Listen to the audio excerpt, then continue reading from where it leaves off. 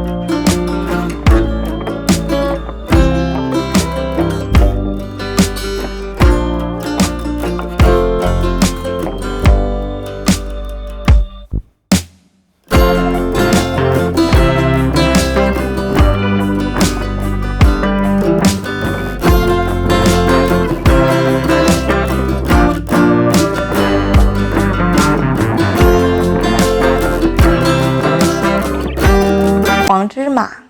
鸡蛋不要再炒着吃或者是炖着吃了，可以来尝试一下懒人卧蛋的做法。方法简单，老人和孩子都喜欢吃，而且不用任何的技巧，就算你是新手也不会失败。这样做呢，比炒着吃简单，比水煮的好吃太多了。如果你也喜欢，那就收藏起来试试吧。无论是在家里吃还是在门口吃，都是非常的好吃。点我的头像可以看到更多家常美食视频。喜欢我的视频记得点赞关注哦，辛苦一下。我是新月，我们下期再见，拜拜。